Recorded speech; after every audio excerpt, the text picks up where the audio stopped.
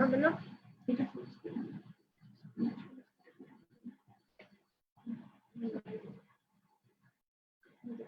আসসালামু আলাইকুম, সবাইকে সুপ্রভাত জানাচ্ছি। কেমন ছিলা তোমরা মাঝের কটা দিন? আমি একটু তোমাদের রেসপন্সটা চাই। তোমরা যদি এসে থাকো তাহলে একটু রেসপন্স করো, সবকিছু ঠিক আছে কিনা, শোনা যাচ্ছে কিনা, এবং কেমন ছিলা মাঝের কটা দিন।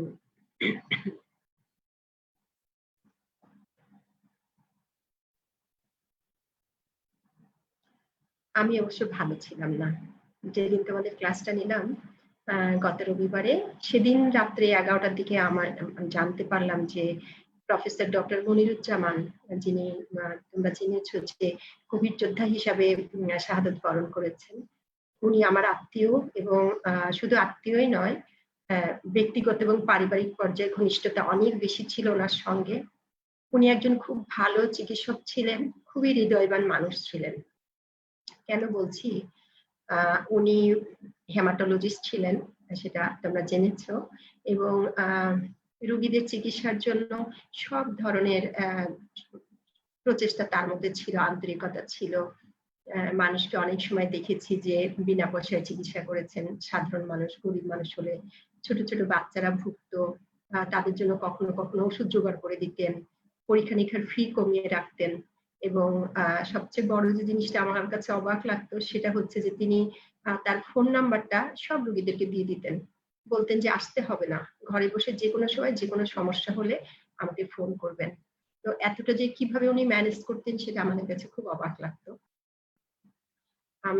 তোমরা জানো যে এর আগে ডক্টর মঈন সিলেট মেডিকেল কলেজে মারা গিয়েছেন, এবং উনিও খুবই জনপ্রিয় ছিলেন। আমরা জেনেছি যে শুধু সুচিকিৎসকই নয়, পাশাপাশি উনি অনেক মানুষের সেবা করতেন।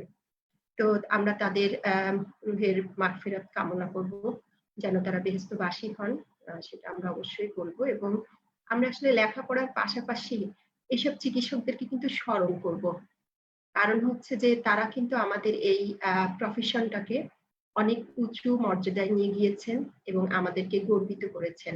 সেজন্য আমাদের কিন্তু তাদের সবসময় স্মরণ করা উচিত। তো যাই হোক, এই কয়েকটা কথা বলেই আমি আমার ক্লাস শুরু করতে যাচ্ছি। হ্যাঁ, তোমরা আমার সঙ্গে আছো। গতদিন আমরা যে ফাইব্রয়েড সম্পর্কে পড়েছিলাম, শেষের দিকে কিছুটা হারি হয়েছে। সেজন্য আমি মনে করি যে আজকে আমরা একটু রিক্যাপিচুলেশন করে নিব, যেগুলো আমাদের ছোটখাটো গ্যাপ ছিল সেই গ্যাপ জায়গাটা যাতে আমরা পূরণ করে নিতে পারি। তোমরা কি আমার সাউন্ড বা দেখা সব ঠিক আছে? স্লাইড দেখতে পাচ্ছ কিনা, সাউন্ড ঠিক আছে নাকি আরেকটু জোরে বলতে হবে? একটু যদি যে কোনো একজন আমাকে যদি একটু কাইন্ডলি একটু ফিডব্যাক জানাও।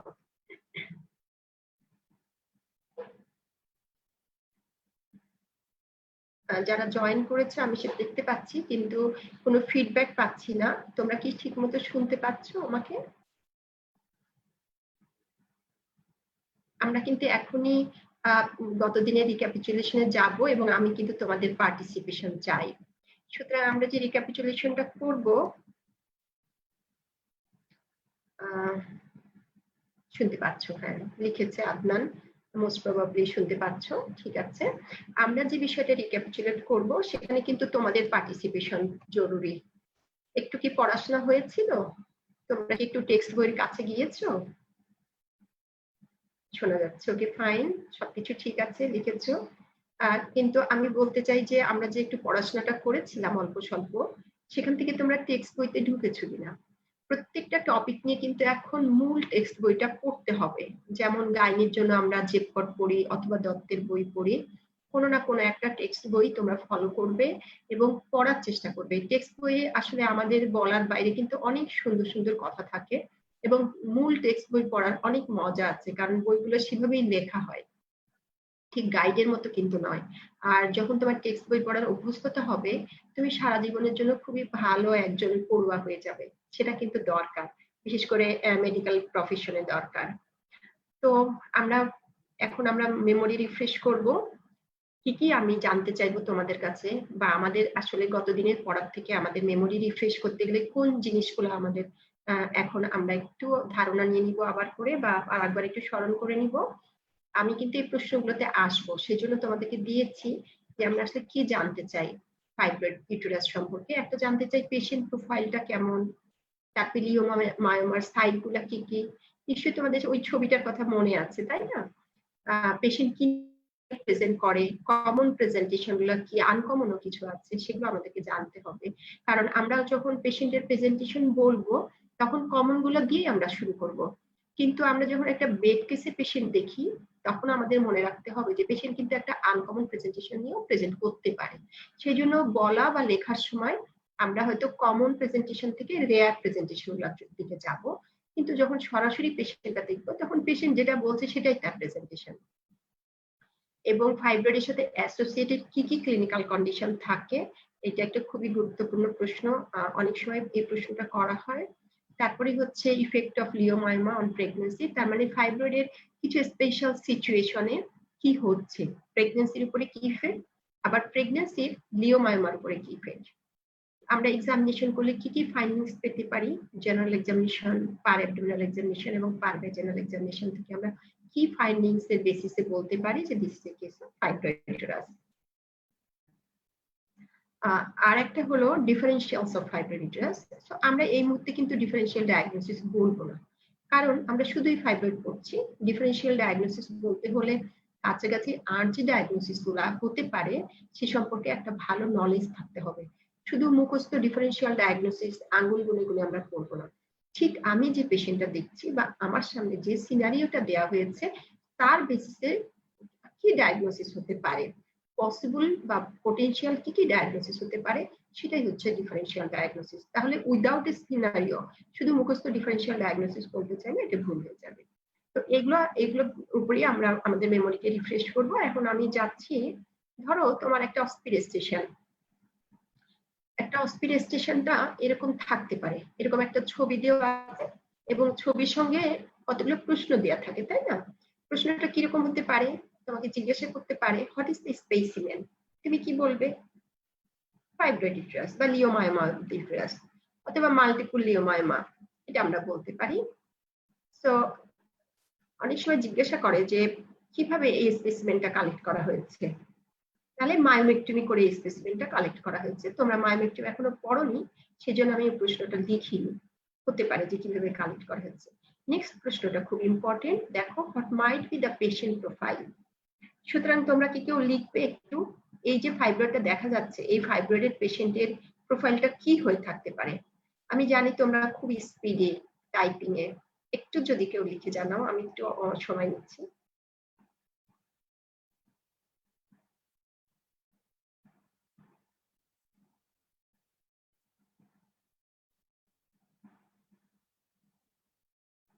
আমি কিন্তু একটু সময় নিচ্ছি যে তোমরা নিশ্চয়ই লিখে আমাকে জানাবে যে এইরকম স্পেসিমেন দেখে কিন্তু কি আমরা বুঝতে পারি যে পেশেন্ট প্রোফাইলটা কি হয়ে থাকতে পারে, এটা কি আমরা একটু ধারণা করতে পারি?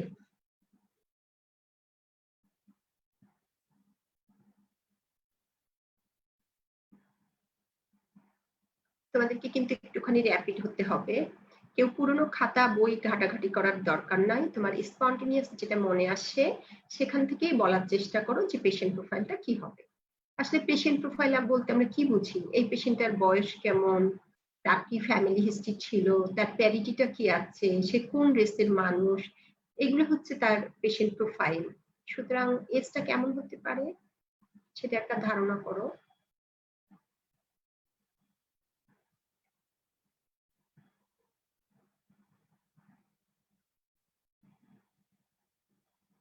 আমি জানি না, কেউই কিন্তু রেসপন্স করছো না। তোমাদের কি এই জায়গাগুলো বুঝতে কোনো অসুবিধা হয়ে থাকলে বলতে হবে, বিকজ এভাবেই কিন্তু কোশ্চেনটা হবে।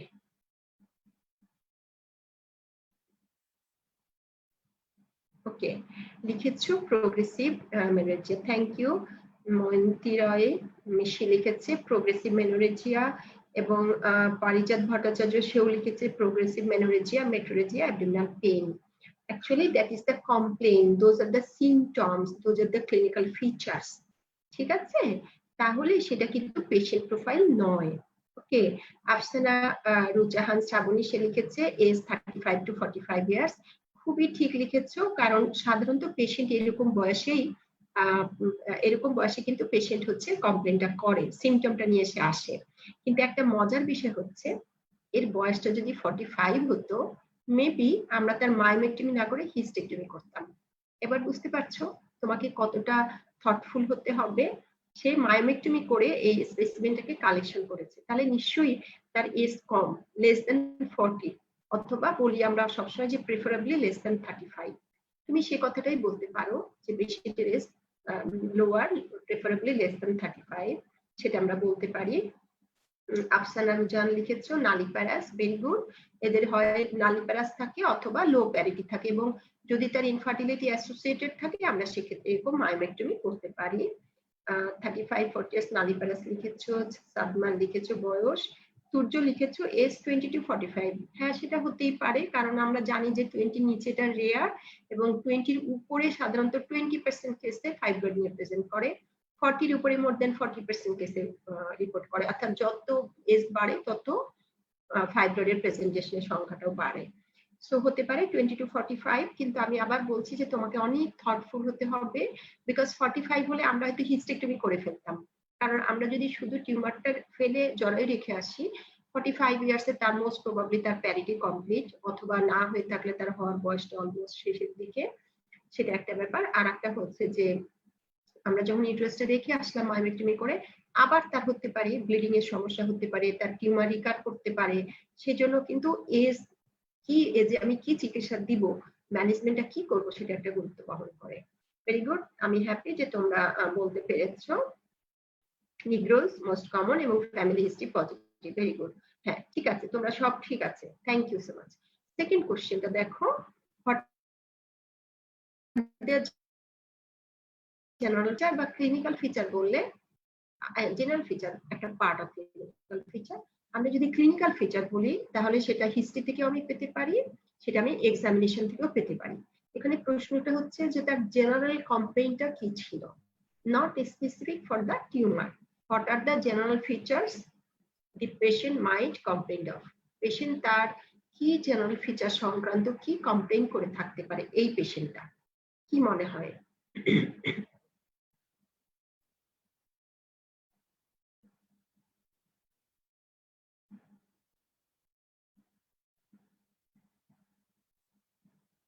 ওকে, হ্যাঁ, আমরা পেশেন্ট প্রোফাইল শেষ করেছি। ফাহিম, তোমারটা ঠিকই আছে, কিন্তু আমরা পরের প্রশ্নটাতে গিয়েছি যে তার হলো জেনারেল ফিচার কি থাকতে পারে। সো তৃষা লিখেছো অ্যানিমিয়া। অ্যানিমিয়া হচ্ছে একটা মেডিকেল টার্ম, এবং অ্যানিমিয়া বলে কিন্তু পেশেন্ট এসে তার কমপ্লেইন করে না। প্রশ্নটা তোমাদেরকে বুঝতে হবে যে তার জেনারেল কমপ্লেইনটা কি ছিল, what are the general features the patient might complain of. এখানে কিন্তু আমরা এক্সামিনেশনের কথায় আসছি না, পেশেন্টের কমপ্লেইনের মধ্যে আছি। তাহলে পেশেন্ট কি ধরনের তার জেনারেল সিমটম, কি তার জেনারেল সিমটম কমপ্লেইন করতে পারে। ফরাদ লিখেছো অ্যাবডোমিনাল পেইন। অ্যাবডোমিনাল পেইন যদি হয় that is specific for this tumour.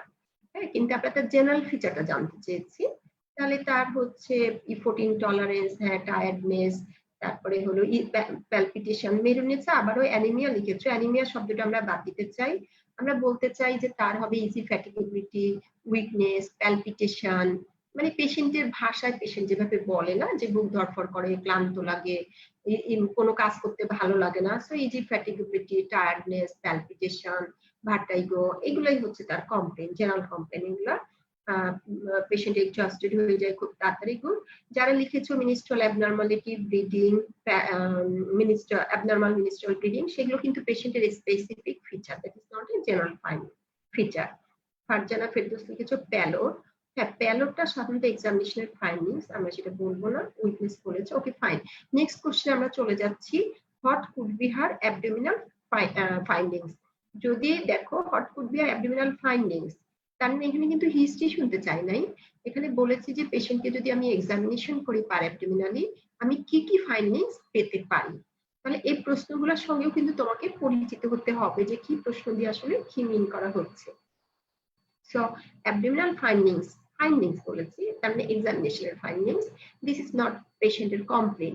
সুতরাং what could be her abdominal findings, সেটা এখন তোমাদেরকে লিখে জানাও যে এইরকম কেসটা দেখো, পাশে সারাবেলা ছবিটা চোখের সামনে ধরে থাকো যে কি আছে, মাল্টিপল ফাইব্রয়েড আছে এবং যে টিউমারটা সবচেয়ে বড়, সেখান থেকে তোমাকে অ্যাসেস করতে হবে যে পার অ্যাবডোমিনালি তুমি এক্সামিনেশন করলে কি পাবে। আমি আবার একটু সময় নিচ্ছি। গুড। সাতটা টাইম লিখেছো, on inspection swelling of lower abdomen, very good. মানে তোমাকে স্টেপ ওয়াইজ যেভাবে যাওয়াটাই সবচেয়ে ভালো। তুমি ইন্সপেকশনে কি পাবে, প্যালপেশনে কি পাবে, পারকাশনে কি পাবে, রাইট? আচ্ছা, জুনায়েদ লিখেছো যে লোয়ার অ্যাবডোমেন মেবি সোলেন। আচ্ছা, এই মেবি সোলেন কেন লিখেছো বলো? ইউজুয়ালি কিন্তু এটা সোলেনই পাবা যদি না ইউটারাসটা খুব রেট্রোভার্টেড থাকে এবং টিউমারটা যদি পোস্টেরিয়রলি প্লেস না হয়, তাহলে যত বড় টিউমার দেখছি এটার একটা সাইজ সম্পর্কে ধারণা করতে হবে এবং একটা মায়োমা নয়, অনেকগুলো মায়োমা। তাহলে এই যে অনেকগুলো মায়োমা ইউটারাসের মধ্যে ছিল, এই ইউটারাসের সাইজটা হবে কেমন? শুধু বড়টাকে যদি হিসাব করি তাহলে ইউটারাসের সাইজ অ্যারাউন্ড 40 মিনিটস হওয়ার কথা। আরো অনেকগুলো ছিল, ধরে নিতে পারি সাথে ইউটেরাইন মায়ো হাইপারপ্লাসিয়া ছিল, মেবি এটা 16 উইক সাইজ, ইউটেরাসের সাইজ হবে around 16 week size. So abdominal mass তোমরা বলেছো, ভেরি গুড। যদি তোমরা বলতে লোকেশনটা আরো ভালো হতো, কমনলি হচ্ছে সেন্ট্রাল ইন লোকেশন, তাই না? এবং পেইনলেস ম্যাস বলবো না আমরা, বিকজ আমরা তো এক্সামিনেশনের ফাইন্ডিংস দেখছি। পেইনটা হচ্ছে পেশেন্টের কমপ্লেন, তুমি টেন্ডারনেসের কথা বলতে পারো, নট দ্য পেইনলেস, ঠিক আছে? Lump in lower abdomen, okay fine. এখন তোমাকে দেখতে হবে প্যালপেশনে, রাইট? সাইজ দেখবা, শেপ, মার্জিন, তাহলে তুমি কি পাচ্ছ এখানে সেটা তোমাকে বলতে হবে। তুমি যদি লিখে আসো যে আমি অন প্যালপেশনের সাইজ, শেপ, মার্জিন দেখবো, তা বললে কিন্তু হবে না। তোমার সামনে একটা স্যাম্পল রাখা হয়েছে, সেখান থেকেই তোমাকে বলতে হবে যে তুমি সাইজ কি পাবে, শেপটা কেমন। নিশ্চয়ই শেপটা ইরেগুলার হবে, তাই না? মাল্টিপল ফাইব্রয়েড আছে, একটা সিঙ্গেল ফাইব্রয়েড হলে হয়তো ইউটারাসটা হোমোজেনাস শেপ হতে পারতো অথবা নাও হতে পারতো, কিন্তু যেখানে এরকম মাল্টিপল ফাইব্রয়েড সেখানে আমরা ধরেই নিতে পারি যে এটা হচ্ছে তোমার শেপটা নডুলার নডুলার শেপেড হবে বা ইরেগুলার শেপেড হবে, সারফেসটা নট রেগুলার, বর্ডারটাও ইরেগুলার হয়ে থাকতে পারে। তারপরে হচ্ছে well defined margin, okay well defined মার্জিনও হতে পারে, আবার মার্জিন নট ওয়েল ডিফাইন্ড সেটাও হতে পারে। সাধারণত ওয়েল ডিফাইন্ড মার্জিনই হয় ফাইব্রয়েডের ক্ষেত্রে। এবং প্যালপেশনে তুমি কনসিস্টেন্সিটা দেখেছো, রাসনা রাসনা লিখেছো কনসিস্টেন্সি হচ্ছে ফার্মিং কনসিস্টেন্সি, ভেরি গুড। অবশ্যই তোমাকে বলতে হবে যে ফার্মিং কনসিস্টেন্সি। এবং আর কি আমরা দেখবো, সাথে মুভমেন্টটা দেখার কথা কেউ লেখো নাই, যে এটা সাইড টু সাইড মোবিলিটি এবং অ্যাবাভ ডাউনওয়ার্ড মোবিলিটিটা কেমন আছে। আমরা গতদিন বলেছিলাম যে সাইড টু সাইড মোবিলিটি ঠিক থাকলেও অ্যাবাভ ডাউনওয়ার্ড মোবিলিটি সাধারণত রেস্ট্রিক্টেড থাকে, because cervix is strongly held up by হচ্ছে transverse cervical ligament and uterosacral ligament.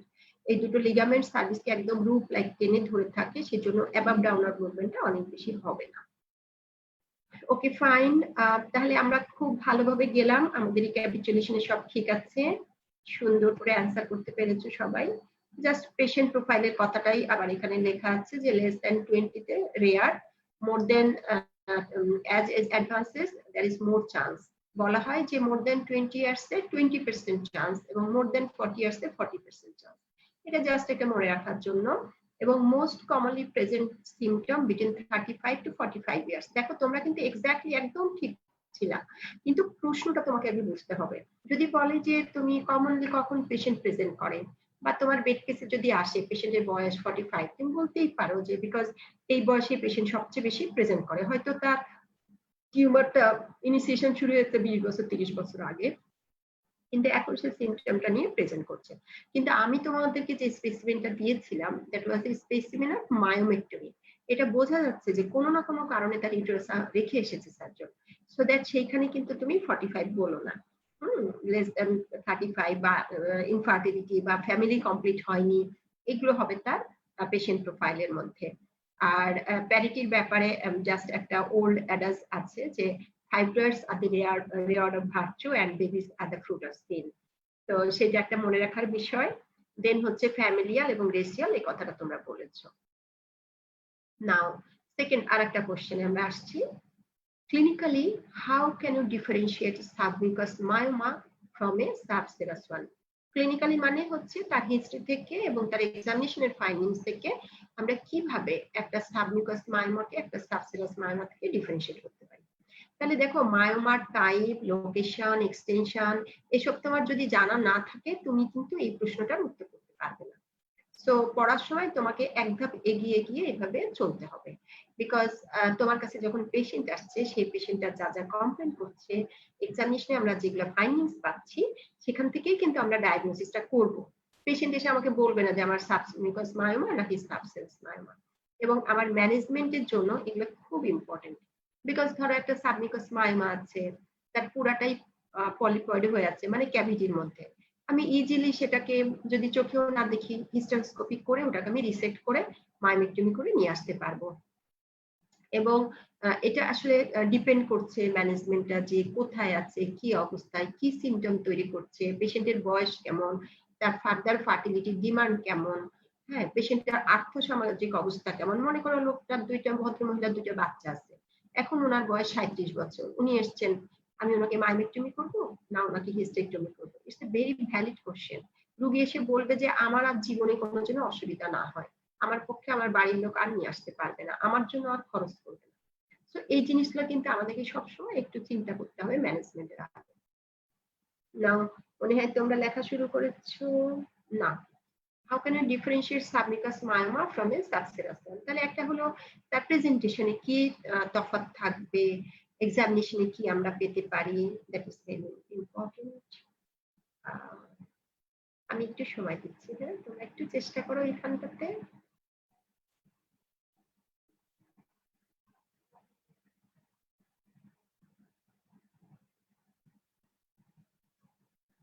হ্যাঁ, আমি কোনো অ্যান্সার কিন্তু পাচ্ছি না এখনো। ছোট ছোট পয়েন্ট দিয়ে শুরু করতে পারো, একটু একটু লিখে জাস্ট সেন্ড করে দাও, আমরা একটা একটা করে যাব। নিশ্চয়ই আমরা প্রথমে হিস্ট্রিটা বলবো বা প্রেজেন্টিং ফিচারটা বলবো, দেন আমরা আসবো ক্লিনিক্যাল এক্সামিনেশনের ফাইন্ডিংস।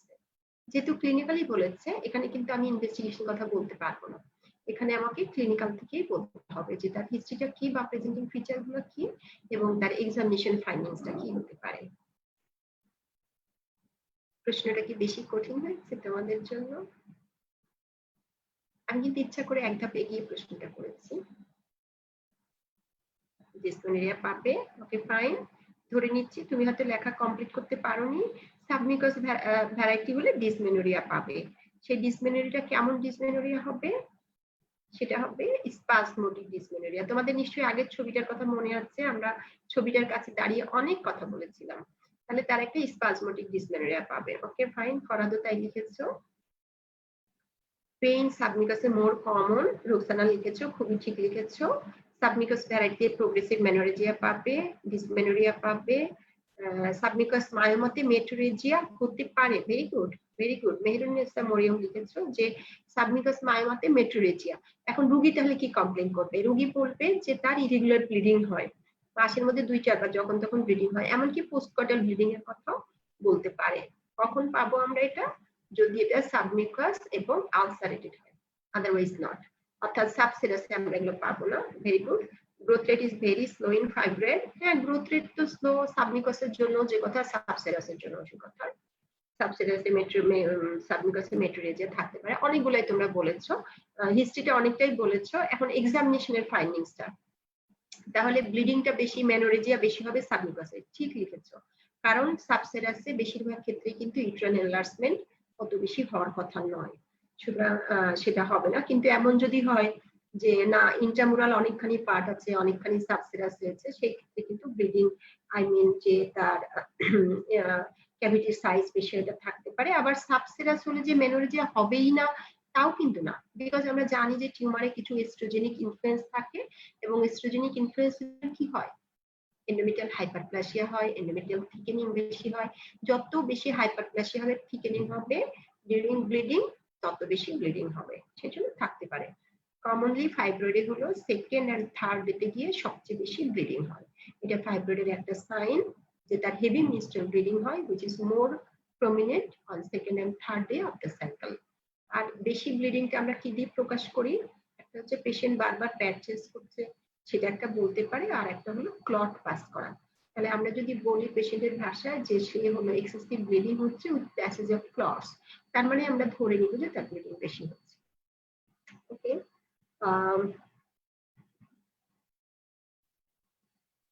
ফাইব্রয়েড। হ্যাঁ, আরেকটা আমরা কি একটু এক্সামিনেশন থেকে কি একটু বলতে পারতাম এরকম যে যেটা যদি সাবসেরাস পিডাঙ্কুলেটেড হয়, মানে সেসাইল ব্রড বেস ইউট্রাসের ওয়ালের সাথে লেগে আছে সে নয়, কিন্তু যদি পিডাঙ্কুলেটেড সাবসেরাস ফাইব্রয়েড হয় তাহলে কিন্তু সে ইউট্রাস থেকে একটু দূরে নড়াচড়া করবে, তাই না? সেটা কিন্তু একটু কমন সেন্স, কিন্তু ওইটা দিয়ে আমরা ফাইব্রয়েড থেকে ওভারিয়ান টিউমারকে আবার ডিফারেন্সিয়েট করতে পারি না। ওকে, যাই হোক, আরেকটা এক্সামিনেশনের ফাইন্ডিংস ইম্পর্টেন্ট কি ছিল, যদি সাবমিকাস মায়োমাটা পলিপ আকারে বেরিয়ে এসে থাকে তাহলে পারিস্পিকুলাম এক্সামিনেশনের সময় কিন্তু আমাদের সেটা দেখতে পারার কথা। আমরা দেখবো যে সার্ভাইকাল অস দিয়ে একটা মায়োমেটাস পলিপ বাইরে এসছে। আমার মনে আছে তোমাদেরকে আমি এরকম একটা ছবি দেখিয়েছিলাম গতদিন। ওকে ফাইন, আমাদের অনেক সময় চলে যাচ্ছে। আফসানা লিখেছো ফাইব্রয়েড হচ্ছে ফার্মিং কনসিস্টেন্সি, ভেরি গুড। পরের প্রশ্নটাতে আসছি, clinically how can you differentiate a cervical fibroid from a corporeal one, অর্থাৎ যে ফাইব্রয়েডটা বডিতে নাকি ফাইব্রয়েডটা সার্ভিক্সে, এটা কিন্তু আমাদের খুব জানতে হয়। কারণ আমরা যারা ম্যানেজ করব তাদের একটা অগ্রিম প্রস্তুতি থাকতে হয় যে হ্যাঁ আমি সার্ভাইকাল ফাইব্রয়েডকে হ্যান্ডেল করতে যাচ্ছি, আমি মায়োমেক্টমি করতে যাচ্ছি সার্ভাইকাল ফাইব্রয়েড, আমার অনেক বেশি ব্লাড লাগবে, আমার ভালো অ্যাসিস্ট্যান্ট লাগবে, আমার রিস্ক আছে, পেশেন্টের কাউন্সিলিংটা ভালো করে করতে হবে। এবং তোমরা যখন ম্যানেজমেন্টে যাবে তখন শুনবে যে যে কোনো ফাইব্রয়েড অপারেশনের আগে রোগীদের কাছে আমাদের একটা পারমিশন নিতে হয় যে অবস্থাটা যদি এত বেশি খারাপ হয়, অনেক বেশি ব্লিডিং হয়, কন্ট্রোল করা না যায়, সেক্ষেত্রে তোমার জরায়ুটা আমি ফেলে দিতে পারি। তো এই কনসেন্টটা কিন্তু নিতে হয়, এবং সার্ভাইকাল ফাইব্রয়েড মানে তার ক্ষেত্রে অপারেশন করাটা অনেক বেশি ডিফিকাল্ট দ্যান কর্পোরিয়াল ওয়ান। তো আমাকে আগে প্ল্যান করতে হলে আগে আমার ডায়াগনোসিস। এখন আমি একটু তোমাদের একটু জাস্ট একটা ইয়ে দিয়ে দিচ্ছি, ক্লিনিক্যাল নোট দিয়ে দিচ্ছি এক্ষেত্রে। সেটা হচ্ছে যে কর্পোরিয়াল যে ফাইব্রয়েডটা সেটা তো ইউট্রাসের বডি থেকে উঠছে, এবং ইউট্রাসের ফান্ডাস এবং বডিটা আছে কোথায়, পেরিটোনিয়াল ক্যাভিটির মধ্যে। সার্ভিক্স কোথায় আছে, সার্ভিক্স ইজ রেট্রোপেরিটোনিয়াল। তোমরা একটু মনে করে দেখো, ইউট্রাসের অ্যান্ট্রোয়াল থেকে যে পেরিটোনিয়াল লাইনিংটা গিয়েছে রিফ্লেক্টেড হয়েছে over the base of the bladder, সেখানে কিন্তু সার্ভিসটা কি রেট্রোপেরিটোনিয়াল না, রেট্রোপেরিটোনিয়াল। এবং সেই কারণে আমরা যখন সিজারিয়ান অপারেশন করি আমরা কিন্তু পেরিটোনিয়ামকে ওপেন করে গিয়ে তারপরে ইউট্রাসকে কাটি, লোয়ার সেগমেন্ট ফর্মেশন হচ্ছে আর এরিয়া অফ ইসমাস। বুঝতে পারছো? তাহলে ফাইব্রয়েড বডি বা ফান্ডাস থেকে যদি একটা ফাইব্রয়েড উঠে, আর যদি রেট্রোপেরিটোনিয়াল এরিয়া সার্ভিস থেকে একটা ফাইব্রয়েড উঠে, তাকে কিন্তু একটু ক্লিনিক্যালি ডিফারেন্সিয়েট করা যায়, বিশেষ করে এক্সামিনেশনের সময় যায়। হিস্ট্রিতে গুড, ভেরি গুড। সোহানা লিখেছো যে cervical fibroid with urinary complain থাকতে পারে, বেশিরভাগ ক্ষেত্রেই থাকবে। কি ধরনের কমপ্লেইন থাকবে? ইউরিনারি রিটেনশন হতে পারে, তাই না, সেটা থাকতে পারে, বা ইউরিনারি ফ্রিকোয়েন্সি বেশি হচ্ছে, অথবা সে প্রপারলি ইভাকুয়েট করতে পারছে না, সেন্স অফ ইনকমপ্লিট ইভাকুয়েশন, এগুলো হচ্ছে ফাইব্রয়েডের জন্য থাকবে। কখনো কখনো কমপ্লিট রিটেনশন নিয়েও কিন্তু পেশেন্ট আসতে পারে। গুড। সাদমানও লিখেছো যে প্রেশার সিমটম থাকবে সার্ভাইকাল ফাইব্রয়েড হলে। আর যদি আমি এক্সামিনেশন করি তাহলে এমনি যেমন আমি পাবো যে ইউটেরাসটা মোবাইল, ফাইব্রয়েড ইউটেরাস যদি বডি থেকে ওঠে ইউটেরাসটা মোবাইল হবে side to side, above downwards movement কিছুটা রেস্ট্রিক্টেড হবে। কিন্তু যদি সার্ভাইকাল ফাইব্রয়েড হয় এবং এটার সাইজের উপর ডিপেন্ড করে ফাইন্ডিংসটা, তাহলে আমরা দেখবো যে ইউটেরাস অনেকখানি ফিক্সড হয়ে আছে, মানে অ্যাবাভ ডাউনওয়ার্ডস এ তেমন কোনো নড়াচড়া নেই। এবং যদি আমি পারভিটেনাল এক্সামিনেশন করি তাহলে দেখবো যেটা হার্ড এবং ফিক্সড হয়ে আছে। এখন ফাইব্রয়েডের এক্সটেনশন যদি ব্রড লিগামেন্টের দিকে যায়, কোন দিকে গিয়েছে সেদিকে হয়তো আমরা পেতে পারি। সো এইগুলো আসলে প্রশ্নটা তোমাদেরকে এই জন্য করা যে তোমরা কতটুকু ডিপে যেতে পারছো। Okay fine, I am so happy, তোমরা অনেক সুন্দর অ্যান্সার করেছো। এখন হলো what are the associated conditions that can be present with leiomyoma. একটু জাস্ট একটু তোমাদেরকে আমি একটু পয়েন্টটা ধরিয়ে দিব যে লিওমায়োমার সঙ্গে কিন্তু আমরা বারবার বলছি যে এটা একটা হাইপার এস্ট্রোজেনিক কন্ডিশন, যদিও দ্যাট ইজ নট কনফার্ম, কিন্তু এটা দেখা গিয়েছে যে অনেক সময় হাইপার এস্ট্রোজেনিজম অ্যাসোসিয়েটেড থাকে। তা যদি থাকে তাহলে ফাইব্রয়েড ছাড়াও একই সঙ্গে আমরা কি পেতে পারি?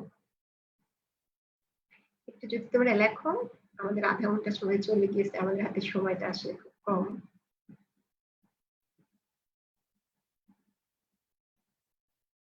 আমরা বলেছিলাম যে আমরা মজা করে করে পড়বো, কম কম পড়বো, তবে অবশ্যই আমরা বুঝে পড়বো, আন্তরিকতার সঙ্গে পড়বো।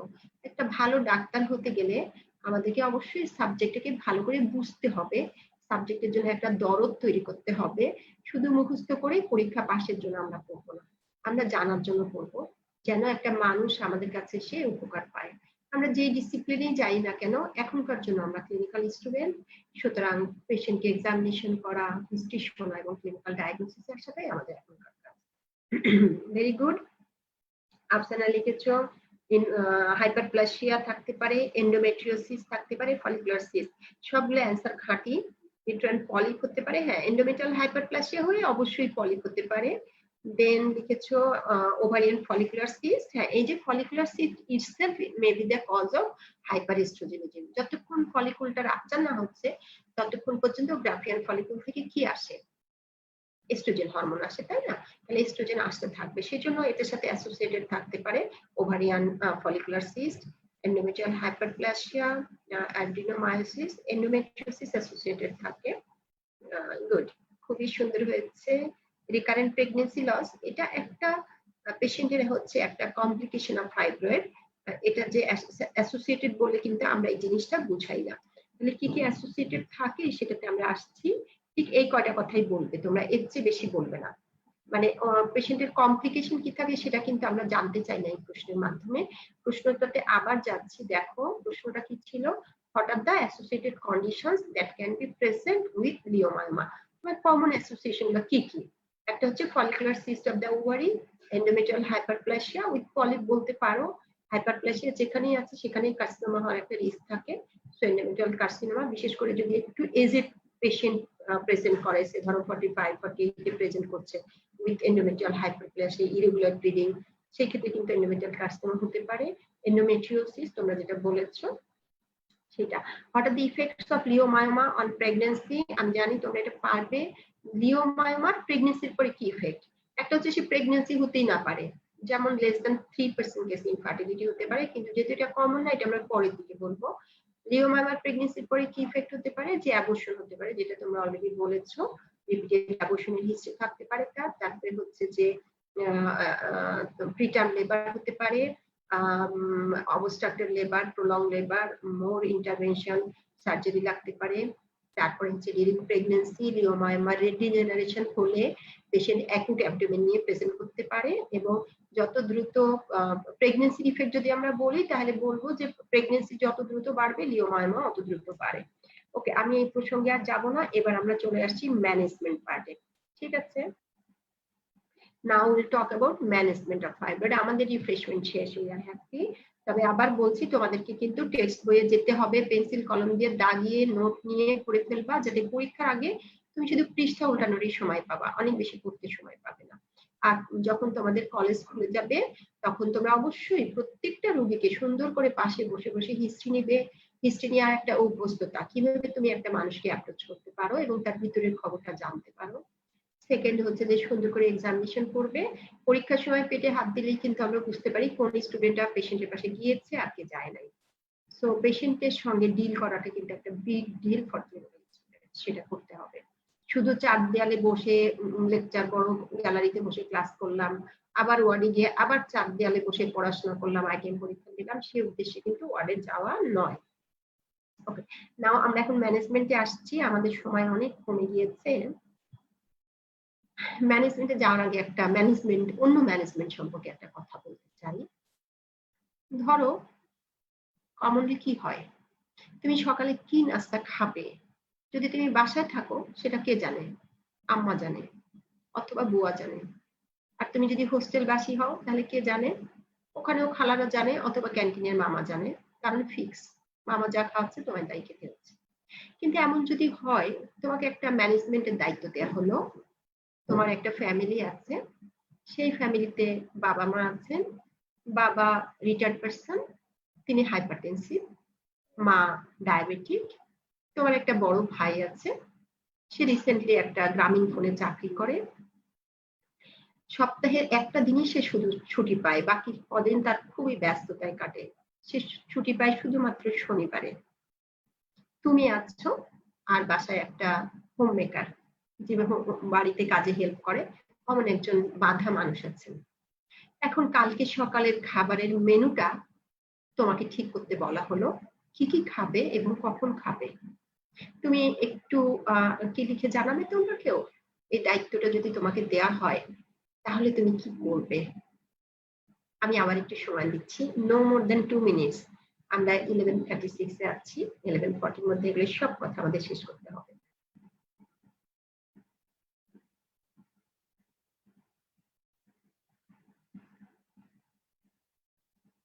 গুড। আগের প্রশ্নে একজন লিখেছো, জুনায়েদ লিখেছো যে পোস্টপার্টাম হেমোরেজ। অবশ্যই কমপ্লিকেশন পোস্টপার্টাম হেমোরেজ অনেক ইম্পর্টেন্ট। Very good.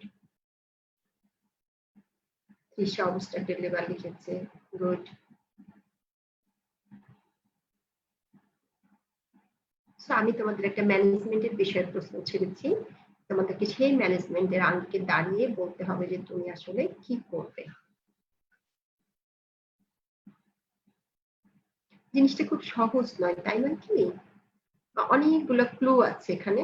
এই যে ক্লু, একটা সিনারিও যখন আমাদের চোখের সামনে আসে অথবা আমরা একটা বেড কেস থেকে কোনো সিনারিওটা পাই, সেখানকার ক্লু গুলোকে সব পিক আপ করতে হবে। তুমি যে কি খাবে সেটা দেখো। তৃষা লিখেছে যে ডায়াবেটিক, লো সুগার ডায়েট দিবে। কার জন্য? মায়ের জন্য, বিকজ মম ইজ ডায়াবেটিক। নিশ্চয়ই তুমি এখন ভাইকে অনেক লো সুগার খাওয়াবে না। ছুটির দিনে তাকে কি খেতে ইচ্ছা করবে? ছুটির দিনে তার একটা ভালো খাবার খেতে ইচ্ছা করবে, বিকজ খাওয়া একটা স্যাটিসফ্যাকশন, খাওয়ার সাথে একটা এনজয়মেন্ট আছে। বাবার জন্য তৃষা লিখেছে হাইপারটেনসিভের জন্য সল্ট রেস্ট্রিক্টেড ডায়েট দিবে। কিন্তু খাবারের মেনুটা কি হবে? সকালে কি আমরা স্যুপ খাবো, স্যান্ডউইচ খাবো, বার্গার খাবো, নুডলস রান্না খাবো? কি খাবো আমরা আসলে সকালবেলা? দেখো এই প্রসঙ্গটাতে কেন এসেছি সেটা আবার তাহলে নিশ্চয়ই তোমাদের কাছে ক্লিয়ার হয়েছে যে তুমি যখন কোনো কিছু ম্যানেজ করো তখন শুধু ওই যে টপিকটা যে ক্যান্টিনের মামা যেভাবে তোমাকে খাবারটা সাপ্লাই দেয়, একটা ফিক্সড জিনিস, এই একটা ফিক্সড জিনিস তাকালে কিন্তু তাকে ম্যানেজমেন্ট বলে না। তুমি যখন ম্যানেজ করতে যাচ্ছ তোমাকে চিন্তা করতে হচ্ছে পরিবারের সদস্যদের কার কি অবস্থা, কে কি খেতে পছন্দ করে, কে কোন খাবারটা সহজে হজম করতে পারে। ভাই যেটা পছন্দ করবে, আজকে তার একটা ছুটির দিন, সে প্রতিদিন ক্লান্ত থাকে, সে নিশ্চয়ই আজকে সকালবেলা উঠে ভোরবেলা উঠে 8টার সময় নাস্তা টেবিলে বসবে না, তাহলে আজকে নাস্তাটা একটু দেরি করে দেওয়া যেতে পারে। আবার একটা ফ্যামিলির তাই আছে, একসঙ্গে নাস্তা টেবিলে খেতে হবে কারণ অন্যদিন সবাই সময় পাচ্ছে না একসঙ্গে থাকার। তাহলে সকালবেলা যে মা ডায়াবেটিক তাকে তো একটু কিছু খাইয়ে নিতে হবে। তুমি যদি 10টা 10:30 পর্যন্ত সবাইকে অপেক্ষা করো সেটাও ঠিক হবে না। খাবারটা কিন্তু সকালবেলা আমরা পরোটা মাংস খেতেই পারি, খাওয়াতে আনন্দ আছে, কিন্তু বাবার হয়তো সেটা চলবে না। আবার দেখো কস্ট ইফেক্টিভও হতে হবে। শুধু খরচ করলাম সংসারের 3 দিনের বাজারের টাকা যদি তুমি শুধু সকালে নাস্তায় শেষ করে ফেলো, শুড নট বি। তাহলে একটা জিনিসের যখন আমরা ম্যানেজমেন্ট বলতে চাই আমাদের কিন্তু অ্যাজ এ হোল অনেক কিছু জিনিসকে মিলাতে হয়।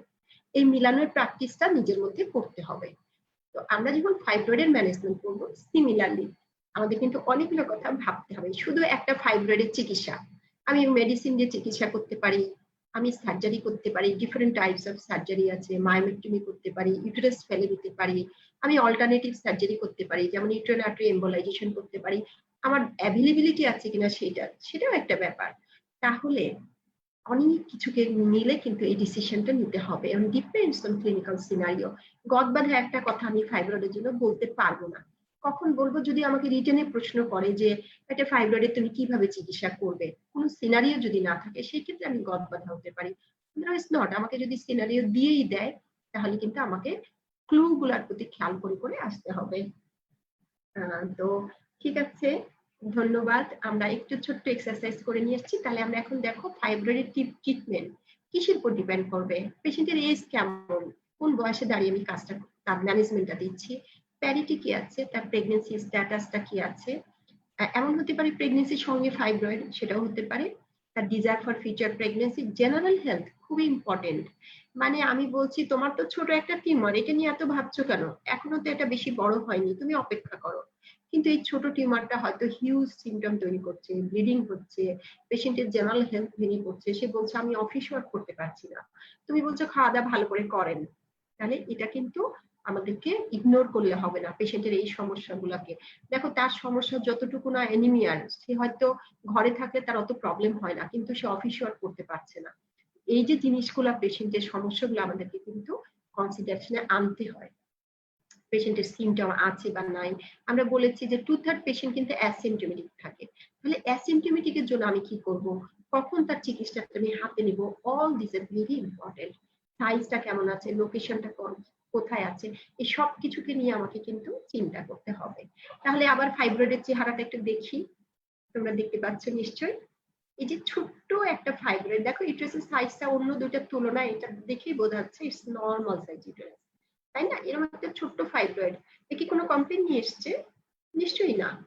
তাহলে ওর কি আছে? তাহলে ওর আছে ইনসিডেন্টাল ফাইন্ডিংস। অন্য কোনো কারণে আল্ট্রাসাউন্ড করতে গিয়ে ধরা পড়েছে, বা সে একটা গল ব্লাডার অপারেশন হচ্ছিল ল্যাপারোস্কোপি করে, উনি একটু ঘুরিয়ে দেখেছেন যে ও আচ্ছা ওনার তো ইউটেরাসে একটা ছোট ফাইব্রয়েড আছে, অথবা অন্য কোনো ভাবে এটা ইনসিডেন্টাল ফাইন্ডিংস। তাহলে এর জন্য আমরা একরকম ভাববো। এখানে যদি আমরা মনে করি যে ইউটেরাসটাকে দেখা যাচ্ছে একটু পুশড হয়ে গিয়েছে ব্লাডারের দিকে, মনে হয় যে এখানে তার একটা সার্ভাইকাল ফাইব্রয়েড থাকতেও পারে যেটা তার সিমটম প্রডিউস করছে। যদি ইউটেরাসটা অনেক বেশি কিন্তু বড় নয়, কিন্তু যদি তার সিমটম হয়, রিটেনশন হয়, তারপরে হচ্ছে তার এই রিটেনশনের জন্য সে ফ্রিকুয়েন্টলি রিটেনশন হচ্ছে, ঝামেলা হচ্ছে, সে কিন্তু চিকিৎসা ডিমান্ড করবে। এই ইউটেরাসটা কম্পারেটিভলি বড়, হয়তো বা 11-12 উইক সাইজ, কিন্তু নট মোর দ্যান 12 উইকস যদি হয় এবং তেমন কোনো যদি সিমটম না থাকে, তাহলে কিন্তু আমরা এর চিকিৎসাটা অন্যরকম করে করব। সো দেখো, what are the treatment options of fibroid uterus.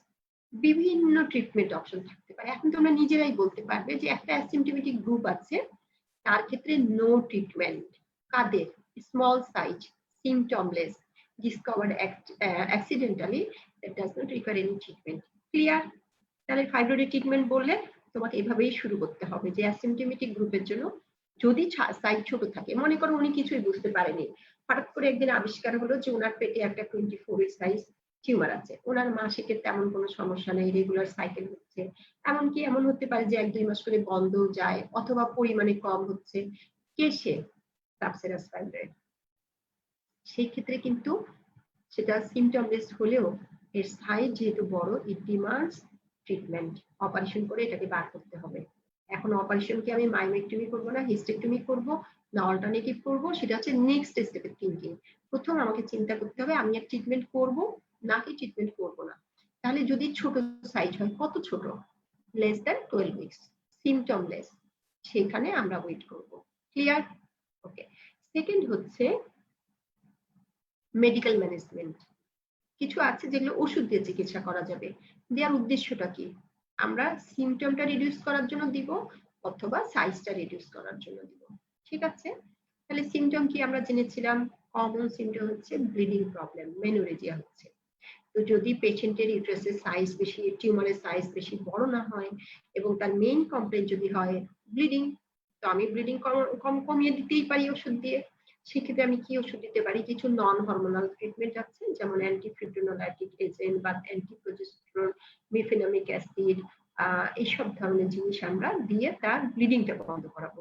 তোমরা প্রায়শই শুনবে ট্রাক্সিন, অ্যানাক্সিন, এসব ওষুধ কিন্তু আমরা দিয়ে থাকি, তো যার অ্যান্টিফিব্রিনোলাইটিক এজেন্ট। তাহলে সেটা দিচ্ছি কেন? টেম্পোরারি ব্লিডিং বন্ধ করার জন্য। শুধু পিরিয়ডের সময়টাই বেশি ব্লিডিং হচ্ছে, অন্য সময় সে ভালো। তো আমি যদি ব্লিডিংটা কমিয়ে রাখতে পারি, তাহলে ওর কোনো জেনারেল ফিচার হবে না, পেশেন্ট এনিমিক হবে না, পেশেন্ট সুস্বাস্থ্যের সাথে থাকবে। তো আমি বললাম যে তোমার কোনো ভয় নাই, টিউমার এখনো ছোটই আছে, সুতরাং তুমি হচ্ছে এই ওষুধটা খাবে কখন? যখন তোমার পিরিয়ড হচ্ছে। তার মানে 1 মাস পরে গিয়ে আবার তুমি 2-3 দিন খাবে। ওই যে 2-3 দিন খাবে, তাতেই তার ব্লিডিং কিন্তু কমে থাকবে। So there is no harm, আমি সেটা করতেই পারি। তাহলে ডিপেন্ড করছে যে ওর কমপ্লেইনটা মূলত কোথায়, সিমটমের জন্য নাকি সাইজের জন্য। এখন দেখো, যেমন ইউরিনারি রিটেনশন কেন হয়েছে? সার্ভিক্সে তার ফাইব্রয়েড হয়েছে। তাহলে সার্ভিক্সের ফাইব্রয়েডের জন্য ইউরিনারি রিটেনশন, আমার কাজটা কি? টিউমারটাকে ফেলে দাও, তাহলে কোনো প্রেশার ইফেক্ট হবে না। অথবা টিউমারের সাইজটাকে আমি কমিয়ে দিতে পারি। এমন হতে পারে টিউমারের সাইজ অত বড় নয়, 3-4 সেন্টিমিটার, তাকে কিন্তু আমি মেডিকেল ট্রিটমেন্ট দিয়ে সাইজটা রিডাকশন করে ফেলতে পারি। কিন্তু একটা 24 সপ্তাহ, 28 সপ্তাহ, 16 সপ্তাহের ফাইব্রয়েড কিন্তু ট্রিটমেন্ট দিয়ে ছোট করা যাবে না। সেই ক্ষেত্রে আমরা ট্রিটমেন্ট দিই প্রি অপারেটিভ দিই। অপারেশনে যাব, এক্সেসিভ ব্লিডিং না হয় তার জন্য আগে থেকে ওষুধপত্র দিয়ে একটু সাপ্লাইটা কমিয়ে দিই। যখনই সাপ্লাই কমে যাবে তখন সাইজ কিছুটা রিগ্রেস করবে, কিন্তু সাইজ রিগ্রেসের উদ্দেশ্য নিয়ে আমরা সেটা করি না। তখন আর ধরো আমি মায়োমেক্টমি করবো বা হিস্টেক্টমি করবো, তার আগে একটু অমল করতে পারি। কিন্তু আমি যে তোমাদের বলেছিলাম যে আমরা অপারেশন সময় যদি কিছু মেডিসিন প্রয়োগ করি যেমন ভেসোপ্রেসিন, তাহলে ব্লিডিং হয় না। তো আমার আগে থেকে অমল ওষুধ দিয়ে সময় নষ্ট করা, পয়সা নষ্ট করা, রোগীর টাইম লস করা, এগুলোর কোনো মানে নেই। তাহলে আবার আসছি, কখনো আমাদের সিমটম কমানো লাগতে পারে, কখনো আমাদের সাইজ কমানো লাগতে পারে। অনেক বড় সাইজের উপরে ওষুধ খুব বেশি কাজ করে না। তাহলে সাইজ কমানো লাগতে পারে, যেমন ধরো একটা সাবমিউকাস ফাইব্রয়েড। আমরা কি বলেছিলাম যে এই সাবমিউকাস ফাইব্রয়েডটাকে আমরা হলো হিস্টেরোস্কোপি করে অপারেশন করে দিতে পারি, কিন্তু সাইজটা তো বড় যে হিস্টেরোস্কোপিতে আমি অপারেশনটা এক সেকেন্ডে করতে পারবো না। সেক্ষেত্রে কিন্তু আমরা কিন্তু সাইজটাকে একটু কমিয়ে নিতে পারি ওষুধ দিয়ে। তাহলে আমরা কোন ওষুধগুলো প্রয়োগ করলে সাইজ কমে, আর কোন ওষুধগুলো প্রয়োগ করলে ব্যথা কমে, কোন ওষুধগুলো প্রয়োগ করলে ব্লিডিং কমে, সেটা জানতে হবে। আয়শা ফজলুনা লিখেছে something also for post graduate student. আমি খুবই সরি আয়শা, এইটা আমার করা হবে না, বিকজ অ্যাজ এ কি বলবো presenter everybody should know who are the participants, এবং আমার পার্টিসিপেন্ট হলো কিছু কিছু হয়তো ফোর্থ ইয়ার, যদি তারা সময় পেয়ে থাকে বা ইন্টারেস্টেড হয় হয়তো বা আসছে, মূলত হচ্ছে new fifth year end examinee batch. এর মধ্যে যদি আমি পোস্ট গ্রাজুয়েশনের পড়াশোনা ঢুকাই তাহলে ওদের মাথাটা নষ্ট হয়ে যাবে, because post graduate student for gynae ops তারা কিন্তু একটাই সাবজেক্ট পড়ে, নিখুঁত ভাবে পড়ে, মাইক্রোস্কোপিক পড়া পড়ে, রসের হাড়িতে পা ডুবিয়ে পড়ে। কিন্তু আমার under graduate student lots of load, তাকে সার্জারি করতে হয়, মেডিসিন করতে হয়, আইএনটি করতে হয়, ওর মধ্যে ফাঁকে কোনো মধ্যে আমি মনে করি যে এতটুকু করে বলবো যেন ও একটা বেসিক ধারণা পায় এবং বেসিক ধারণা থেকে উঠে আসতে পারে।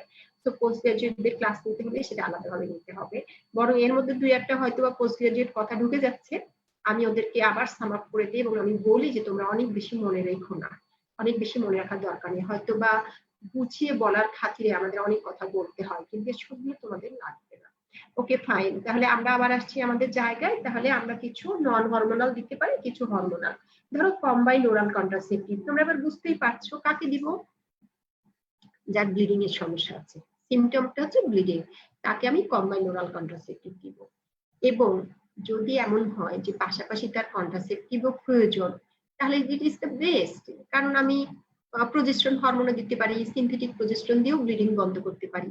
কিন্তু সে হচ্ছে রিপ্রোডাক্টিভ এজের একজন মেয়ে, ধরো 40 ইয়ার্স অফ এজ, তার কিন্তু ফার্টিলিটির একটা রিস্ক থেকে যাচ্ছে, কনসেপ্ট করার রিস্ক থাকছে, সেক্ষেত্রে আমি যদি কম্বাইন্ড ওরাল কন্ট্রাসেপটিভ দিতে পারি ইটস গুড। কিন্তু কখনো কখনো ফাইব্রয়েডের সাথে কিন্তু এস্ট্রোজেন রিসেপ্টর থাকে, কখনো প্রজেস্টেরন রিসেপ্টরও থাকে, সেই অর্থে যে ওষুধগুলো আমরা চয়েস করব কিনা সেটা আমাদেরকে চিন্তা করতে হবে। অ্যাজ এমবিবিএস স্টুডেন্ট তোমাদের এত কথা মোটেই মনে রাখতে হবে না, তোমরা সিমটোমেটিক রিলিফের জন্য নন হরমোন দিতে পারো, হরমোন দিতে পারো, নন হরমোনের মধ্যে অ্যান্টিফিব্রিলাইটিক এজেন্ট আছে, হরমোনের মধ্যে কম্বাইন্ড ওরাল কন্ট্রাসেপটিভ ক্রিম, প্রজেস্টেরনের ডিফারেন্ট ফর্ম আছে, সেগুলো আমরা দিতে পারি। এখন আসি অ্যারোমেটিক ইনহিবিটর, এটা আমরা দিতে পারি। এখন আসি কারা সাইজ ছোট করে, সাইজের উপর যারা কাজ করে তারা সাইজও ছোট করে আবার ব্লিডিংও বন্ধ করে, তারা দুটোই করে। কিন্তু যেমন কম্বাইন্ড পিল, সে কিন্তু সাইজ ছোট করবে না, সে শুধু ব্লিডিংটাকে ম্যানেজ করবে। তাহলে সাইজ কারা ছোট করে, সাইজ ছোট যারা করে লেভোনর্জিস্ট্রাল লিজিং ইনজেক্টর সিস্টেম, মানে যেটা কপারটি ইমপ্রেগনেটেড উইথ হরমোন, তাই না, তোমরা কন্ট্রাসেপটিভের মধ্যে পড়েছো, এটা দিয়ে দিলেও কিন্তু ব্লিডিং কমবে, কিন্তু এটা সাইজের উপরে কন্ট্রোভার্সিয়াল, সাইজের উপরে কোনো রোল আমাদের জানা নাই। তাহলে সাইজের উপর কারা কাজ করে দেখো, একটা হচ্ছে জেনারেজ আনেলগ, সে সাইজ রিডাকশন করে প্রায় 40 to 60% সাইজ রিডাকশন হয়। তারপর হচ্ছে ইউলিপ্রিস্টাল অ্যাসিডেট, এটা খুবই recent drug, selective progesterone receptor modulator.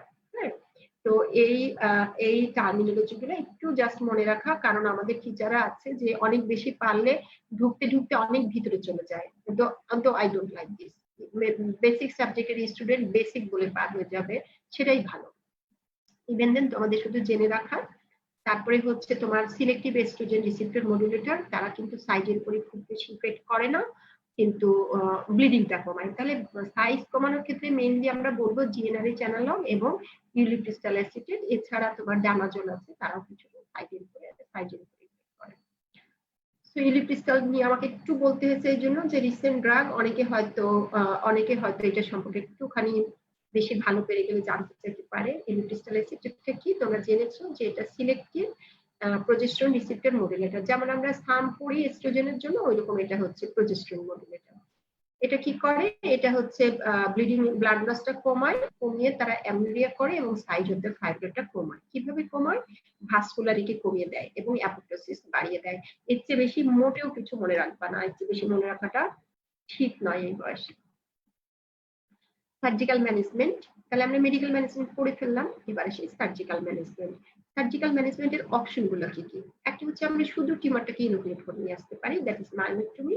আর একটা হচ্ছে পুরা ইউটারাসকে ফেলে দিতে পারি। পুরা ইউটারাসকে ফেলে দিলে সুবিধা হচ্ছে যে যেগুলো ছোট ছোট মায়োমা আছে বা মাইক্রোস্কোপিক যারা আছে, আবার 2-4 বছর ধরে ধরে বাড়বে বা সিমটম তৈরি করবে, তারা আর থাকছে না, কোনো সমস্যা থাকছে না, এন্ডোমেট্রিয়াল হাইপারপ্লাসিয়া থাকছে না, ম্যালিগন্যান্সি রিস্ক থাকছে না। So this is better hysterectomy হওয়া, কিন্তু নট বেটার ফর অল, কারণ হিস্টেক্টমিরও অনেকগুলো রিস্ক আছে। সেই জন্য যদি না একটু বেশি এজেড পেশেন্ট হয় এবং এর যদি প্রেফারেবলি লেস দ্যান 35 বা 40 ইয়ার্স হয়, তখন কিন্তু আমরা মায়োমেক্টমির কথা বলি। ইভেন তার যদি ফ্যামিলি কমপ্লিট থাকে, মনে করো তার 2টা বাচ্চা, কিন্তু এমন হতে পারে তার লাইফে একটা ডিজাস্টার হলো, বাচ্চাদের একটা ক্ষতি হয়ে গেল, আবার বাচ্চা নেওয়া প্রয়োজন, অথবা এমন হতে পারে তার একটা সেকেন্ড ম্যারেজ হচ্ছে, সেক্ষেত্রে তার বাচ্চা নেওয়ার প্রয়োজন আছে। তাহলে আমাদের কিন্তু ইউটারাসকে সবসময় প্রিজার্ভ করাটার একটা টেন্ডেন্সি থাকতে হবে। পেশেন্টের একটা রেগুলার সাইকেল হবে, সেটাও কিন্তু তার একটা মেন্টাল ওয়েলবিং দেয় যে হ্যাঁ আমি রিপ্রোডাক্টিভ লাইফের দিক থেকে ভালো আছি। So these are the options, surgical options. এখন আমাদের জানতে হবে তাহলে কখন আমরা সার্জারি করব, কাদের ক্ষেত্রে করব, সেটা আমাদের জানার বিষয়।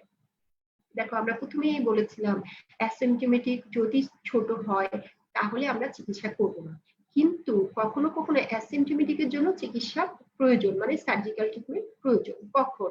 যদি সাইজটা বড় হয়, তাহলে লেস দ্যান 12 অ্যাসিম্পটোমেটিক অবজার্ভ করবো, কিচ্ছু করবো না।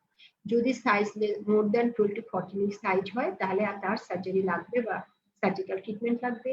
টিউমারটা যদি র্যাপিডলি গ্রোয়িং হয়, হ্যাঁ, শান্ত ফাইব্রয়েড আমরা কি জানি, স্লো গ্রোয়িং, বছর বছর ধরে একটু একটু করে বাড়ে, এবং সেটা দিয়ে কিন্তু ওভারিয়ান টিউমারের থেকে আমরা কি ডিফারেন্সিয়েট করি।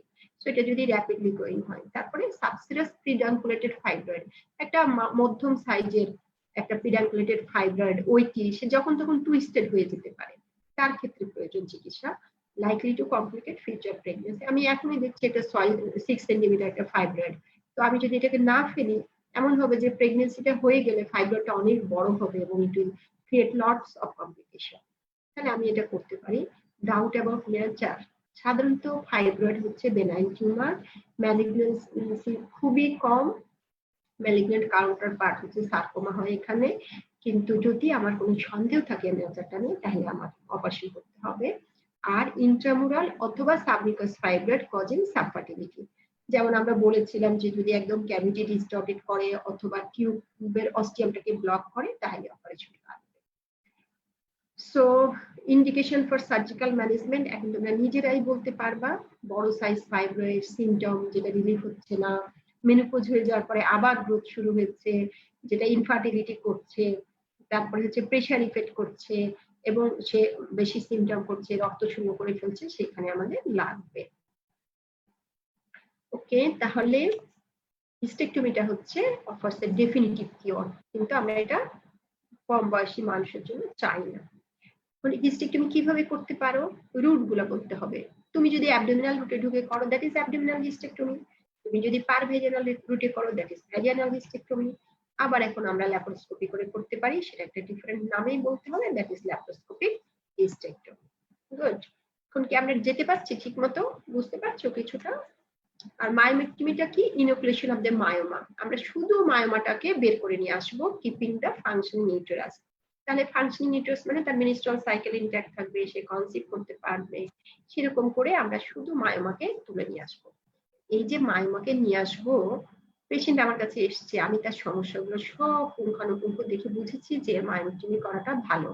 সেটা তো শুধু মেডিকেল সায়েন্সের পক্ষ থেকে ভালো হলে হবে না, আমার ভালোটা আমার রোগীকেও বুঝতে হবে। So it needs counselling, proper counselling.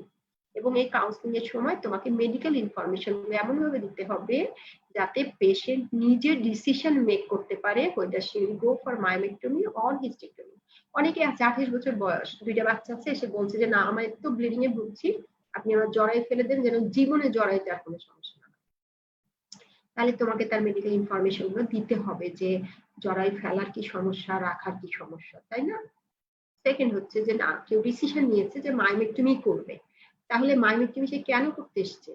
করতে এসছে সে ইউট্রাসটাকে ফাংশনিং রাখতে চায়, সে তার মাসিককে ধরে রাখতে চায়, সেজন্য সে করতে এসছে।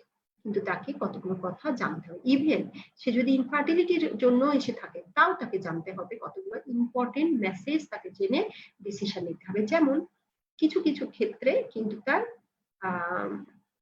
আমি কাউন্সিলিংটাতে পরে আসি, প্রিরিকুইজিটের মধ্যে অন্যগুলা থেকে সরে গিয়েছি, সেটা আগে বলি। যে যদি এটা ইনফার্টিলিটি হয় কারণ, তাহলে অবশ্যই মেল পার্টনারকেও ইভালুয়েট করে নিতে হবে। এমন হতে পারে তার অলিগোস্পার্মিয়া আছে বা অ্যাজিওস্পার্মিয়া আছে, সেটা থেকে জানতে হবে যে এই মায়োমেক্টমি করলেই যে সে বাচ্চা পাবে, নট লাইক দ্যাট, তার ফার্দার অন্য চিকিৎসাটা প্রয়োজন। এবং পেশেন্টের জেনারেল কন্ডিশনটাকে অবশ্যই ইমপ্রুভ করতে হবে, কারণ myomectomy is more difficult than hysterectomy. হিস্টেক্টমিতে আমরা ক্লাম বসাচ্ছি, বসে আরাম করে কাটছি, সেলাই করছি, নো ব্লিডিং, সাধারণত ঝামেলা কম। কিন্তু মায়োমেক্টমিতে দেখো ইউট্রাসের ওয়ালের মধ্যে এত বড় একটা গ্যাপ তৈরি করে আমরা এত বড় একটা মায়োমা বার করছি। সেই গ্যাপটা যদি, যখন আমরা মায়োমাটা বার করছি তখন বেশি ব্লিডিং হতে পারে। গ্যাপটা যদি আমি প্রপারলি সুচার আপ করতে না পারি, হেমোস্টেসিস প্রপারলি না করতে পারি, ওখানে কালেকশন হবে, জ্বর হবে, পেইন হবে। So myomectomy is always difficult. হ্যাঁ, এবং সেই জন্য পেশেন্টকে আগে থেকে খুব ভালোভাবে প্রস্তুত করে নিতে হয় যে তার হেমোগ্লোবিন পার্সেন্টেজটা ভালো করে নিব, লাগলে ব্লাড ট্রান্সফিউশন করে নিব। অনেক সময় আছে যে খুব কম আসে হেমোগ্লোবিন পার্সেন্টেজ, তখন আমরা প্যাপ সেল দেই। তো যেভাবেই হোক, একেবারে অপারেশনের আগের দিন 3-4 বার রক্ত দিয়ে দিলে হবে না। তোমরা জানো এই পেশেন্টটা ক্রনিক্যালি অ্যানিমিক, তার মানে কি তার টিস্যুর স্ট্রেংথ কিন্তু কমে গিয়েছে, because tissue is in hypoxic condition. সুতরাং যত আগের থেকে সম্ভব ব্লিডিংটা কমিয়ে দিব এবং পেশেন্টকে রিসাসিটেট করবো প্রপারলি, যাতে তার টিস্যুর আয়রনটা ফিরে আসে এবং তার অপারেশনের পরে তার হেলদিনেসটা ফিরে আসে। অনেক সময় আছে ক্রনিক লস হতে হতে 2 বছর উনি ভুগেছেন, এসে একটা তাড়াহুড়া করে অপারেশন হলো, হেমোগ্লোবিন 8, বললে অসুবিধা নাই, এখন দিলে তো বেরিয়ে যাবে, অপারেশনের দিন দিব বা অপারেশনের পরে দিব। এই পেশেন্ট কিন্তু খুব ভালো রিকভারি হবে না, এটা মনে রাখতে হবে। ওকে, দেন যদি হলো কি ইনফার্টিলিটি প্রবলেম, সিমেন অ্যানালাইসিস করে নেব। আচ্ছা ঠিক আছে। ও প্রথম কথাটা ছিল evaluate other causes of male and female infertility অথবা recurrent pregnancy loss. Recurrent pregnancy লসটা কি ফাইব্রয়েডের জন্য না আরো কারণ আছে, সেগুলো আমাদের দেখে নিতে হবে যাতে আমরা পেশেন্টকে শেয়ার করতে পারি। এখন যে কথাটা প্রথম বলছিলাম যে কতগুলো কাউন্সিলিং বা কতগুলো ইনফরমেশন খুব ইম্পর্টেন্ট। তোমাদের কিন্তু মায়োমেক্টমি কাউন্সিলিং স্টেশনে আসলে ইনফরমেশনগুলো তখন জরুরি হবে। কি জরুরি? পেশেন্টকে বলতে হবে যে তুমি ব্লিডিং এর ভয়ে অপারেশন করছো, কিন্তু menorrhagia can persist 1 to 5% cases after operation, এবং 10 to 20% কেসে ব্লিডিং বরং আরো বেড়েও যেতে পারে বা নতুন করে শুরু হতে পারে। হ্যাঁ, সেটা বলতে হবে। সেকেন্ড হচ্ছে যে টিউমারের কিন্তু রিকারেন্ট রেট আছে, 5 to 10% কেসে আবার টিউমার হতে পারে। Document discussion that complexity of disease progression may require hysterectomy। একদম শুধু বললে হবে না, এটাকে একদম ডকুমেন্টেড করতে হবে যে সে রাজি আছে যদি এমন কোনো জটিলতা দেখা দেয় যে this myomectomy has to be end up with hysterectomy, সেই অনুমতিটা কিন্তু আগে থেকেই ডকুমেন্ট করে রাখতে হবে। 20 to 25% women subject to myomectomy ultimately come to hysterectomy। যারা myomectomy করছে তাদের মধ্যে দেখা যায় যে 2-4 বছর পরে 20 থেকে 25 ভাগের কিন্তু আলটিমেটলি হিস্টেক্টমি লেগেই যায়। তাহলে 45 বছর বয়সে গিয়ে আমাদের মায়োমেক্টমি করার কোনো জাস্টিফিকেশন নাই, যদি না আদারওয়াইজ ইন্ডিকেটেড হয়। আবার 45 বছর বয়সে গিয়ে একটা ছোট টিউমার, তেমন কোনো ব্লিডিং এর সমস্যা নাই, একটু ট্রাক্সিল খেলেই হয়ে যাচ্ছে, তাকে ধরে নিয়ে অপারেশন করার কিছু নাই, বিকজ অপারেশনের নিজস্ব কিছু কমপ্লিকেশন আছে। সুতরাং সে কতদিন পরে মেনোপজে চলে যাবে, আমি এখন তাকে আননেসেসারি একটা অপারেশনে যাবো না, অ্যাভয়েড করতেই পারি। সো ইট ডিপেন্ডস কি অবস্থায় পেশেন্টটা আছে। সরি, কিছু অল্টারনেটিভ সার্জিক্যাল ট্রিটমেন্ট আছে, যেমন মায়োলাইসিস, টিউমারটাকে আমরা লাইসিস করে দিচ্ছি। MRI guided focused ultrasound surgery of uterine fibroid, সেখানে অপারেশন হচ্ছে না, এমআরআই গাইডেড ফোকাসড আল্ট্রাসাউন্ড করে টিউমারটাকে লাইসিস করতে হচ্ছে। ইউটেরাইন আর্টারি এম্বোলাইজেশন, তার মানে হচ্ছে যে ইউট্রাসের যে দুই দিক থেকে যে ব্লাড সাপ্লাইটা এসেছিল থ্রু ইউটেরাইন আর্টারি, সেটাকে ফিমোরাল ভেনের মাধ্যমে গিয়ে ওখানে আমরা ইউটেরাইন আর্টারি এম্বোলাইজেশন করে দিতে পারি। জিনিসটা কিন্তু খুব সিম্পল, কিন্তু দেখো আমাদের দেশে কিন্তু প্র্যাকটিসটা নাই, আমাদের দেশে অ্যাভেলেবিলিটি নাই, এক্সপার্ট নাই। তাহলে ইউটেরাইন আর্টারি এম্বোলাইজেশন মেবি ইন্ডিয়ার জন্য ফার্স্ট লাইনে ওরা হয়তো এই চিকিৎসাটা করবে, সার্জিক্যাল অপশন না গিয়ে, হিস্টেক্টমি না করে, মায়োমেক্টমি না করে, কিন্তু আমার দেশে কিন্তু আমি এটা পারবো না। তাহলে আমার অ্যাভেলেবিলিটি যেটা আছে সেটার দিকে আমাকে মনোযোগ দিতে হবে। দেন হচ্ছে হিস্টেরোস্কোপিক মোডুলেশন অফ ইউটেরাইন লিওমায়োমা, সেগুলো আমরা করতে পারি। এগুলো হচ্ছে অল্টারনেটিভ সার্জিক্যাল ট্রিটমেন্ট। তাহলে দেখো আমরা কিন্তু অলমোস্ট শেষের দিকে, আমাদের টাইমও চলে গিয়েছে। মোস্ট প্রবাবলি তোমরা অনেক এক্সস্টেড, অনেক লম্বা সময় ধরে কথা শুনছো। তাহলে আমরা যদি পড়ার শেষে এরকম একটা ছোট্ট জিনিস আমাদের চোখের সামনে রাখি, বাকিটা তো আমরা বুঝতেই পেরেছি, কারণ আমরা এলাবোরেট ডিসকাশনে গিয়েছি, কি করব, কখন করব আমরা কিন্তু জানি, কিন্তু এরকম ছোট্ট জিনিসটা যদি আমাদের চোখের সামনে এই ঘুরে ঘুরে আসে, তাহলে কিন্তু মন থেকে ভুল হবে না। তাই আবারও বলবো, তোমরা টেক্সট বই পড়বে এবং পড়ে ইম্পর্টেন্ট জিনিসগুলোকে ছোট ছোট স্লিপ প্যাডের মধ্যে ছোট ছোট বুলেট পয়েন্ট দিয়ে লিখে ওখানে জেল স্লিপ দিয়ে বা স্টাপলার দিয়ে আটকে রাখবে বইয়ের পেজে। তোমার সারা বই আর পড়তে হবে না, কিন্তু বই তুমি অবশ্যই একবার, দুইবার, তিনবার পড়বে। বইকে পড়বে, চিবিয়ে চিবিয়ে পড়বে, রস নিয়ে নিয়ে পড়বে। পড়ার কিন্তু একটা অন্যরকম প্রশান্তি আছে, জানার একটা আনন্দ আছে, এবং তুমি দেখবে যে তোমার ব্রেন দিন দিন করে অনেক বেশি ক্রিয়েটিভ হচ্ছে। বই পড়া কিন্তু খুব ভালো একটা অভ্যেস, সেটা যে শুধু গল্পের বই তা নয়, পড়ার বইটাও মজা করে পড়তে হবে। এবং তুমি দেখবে, তুমি যখন ওয়ার্ডে একটা রুগী দেখছো, তোমার আবার ফিরে আসতে ইচ্ছা করবে বইয়ের কাছে। আচ্ছা, ও তো এই সিমটমটা বললো, বইতে কি আমরা এটা পেয়েছিলাম? পাই নাই তো, তাহলে এটাকে এর সঙ্গে নিতে পারি কি পাই? Okay fine. তাহলে তোমরা বুঝতে পারছো যে অপশনস ফর ইউটেরাইন ফাইব্রয়েড, প্রথমে আমরা বলেছিলাম যে লাগবে না, দোজ আর ডিফারেন্ট গ্রুপ, যাদের কোনো ট্রিটমেন্ট লাগবে না। এছাড়া যদি আমরা ট্রিটমেন্ট করি, দি অপশনস আর মেডিকেল, সার্জিক্যাল, নন সার্জিক্যাল, এবং এদের মধ্যে ওই রোগীর জন্য আমি কোন অপশনটা চয়েস করবো depends on so many factors, যেটা আমরা আগে বলেছি। নাও দি কমপ্লিকেশনস অফ লিওমায়োমা। কমপ্লিকেশন কি হতে পারে? যদি একটা বলেছিলাম না, সাবসেরাস পেরাম্বুলেটেড ফাইব্রয়েড, সেসাইল হলে কিন্তু তার টর্শন হওয়ার সুযোগ নেই, বুঝতেই পারছো। অনেক বড় একটা ফাইব্রয়েড, সেও কিন্তু টর্শন হতে পারবে না, কিন্তু একটা ইন্টারমিডিয়েট সাইজ ফাইব্রয়েড, ওয়েটি, সে কিন্তু টর্শন যদি পেরাম্বুলেটেড হয়। সো টর্শন হতে পারে। এই যে টর্শন হলো, সেখান থেকে ইনফেকশন হতে পারে। ডিজেনারেশন খুবই কমন, হাইলাইন ডিজেনারেশনটা হচ্ছে মোস্ট কমন। এগুলো কিন্তু এমসিকিউ দেয়, কোন ধরনের degeneration most common? Highline degeneration is most common. তাছাড়া হতে পারে সিস্টিক ডিজেনারেশন, মিক্সোমেটাস, দেন হচ্ছে ফ্যাটি, এবং রেড ডিজেনারেশনের কথা আমরা কি বলেছিলাম? বলেছিলাম red degeneration mostly specific for pregnancy. অন্য সময় যে হয় না তা না, কিন্তু প্রেগনেন্সিতে রেড ডিজেনারেশনটা বেশি হয় এবং পিরিয়ডে হয়। সো পেশেন্ট কিন্তু, প্রেগনেন্ট পেশেন্ট হঠাৎ করে একটা অ্যাকুট অ্যাবডোমেন নিয়ে আসতে পারে, কেন? সাথে তার জ্বর থাকতে পারে, because of red degeneration of the fibroid, এবং সেটাকে কিন্তু আমরা কনজারভেটিভ ম্যানেজমেন্টেই ভালো করব। ডিউরিং প্রেগনেন্সি আমরা যেমন একটা ওভারিয়ান টিউমার হলে তার অপারেশন করি, ডিউরিং প্রেগনেন্সি অ্যাপেন্ডিসাইটিস হলে তার অপারেশন করি, এমনকি during pregnancy gall bladder stone যদি সমস্যা মনে করি, তাকেও কিন্তু আমরা সেকেন্ড ট্রাইমাস্টারে অপারেশন করতে পারি, but not for fibroid uterus. Pregnancy with fibroid হলে আমরা কখনোই তাকে অপারেশন করব না during the period of pregnancy. Even যদি আমি সিজারিয়ান সেকশনও করি, অনেকে বলে কি, আমার তো জরাইতে একটা টিউমার আছে, আমি আর নর্মাল ডেলিভারি চাই না, কারণ আপনি সিজার অপারেশন করবেন এবং সেই সাথে আমার টিউমারটাও ফেলে দেবেন। তাকে খুব ভালো করে বুঝিয়ে দিতে হবে যে ডেলিভারির সময়, আই মিন সিজারিয়ান অপারেশনের সময় টিউমার অপারেশন কিন্তু কন্ট্রাইন্ডিকেটেড, কারণ এটা লাইফ এন্ড ডেথের প্রশ্ন। এমন ব্লিডিং হবে, তুমি সেই ব্লিডিং সেভ করতে পারবে না। বাট যদি এমন হয় একটা সাবসেরাস ফাইব্রয়েড পেডাঙ্কল দিয়ে অ্যাটাচড আছে ইউটেরাসের সঙ্গে, সেটা আমাদের রিমুভ করা খুব ইজি। একটা সাবমিকাস ফাইব্রয়েড দেখা গেল ইনসিশনের মার্জিনেই আছে, ওটাকে আমরা ইনিকুলেট করেই দিতে পারি। এছাড়া সব ধরনের ফাইব্রয়েড কিন্তু প্রেগনেন্সি ডিউরিং অপারেশন আমরা কিন্তু রিমুভ করব না।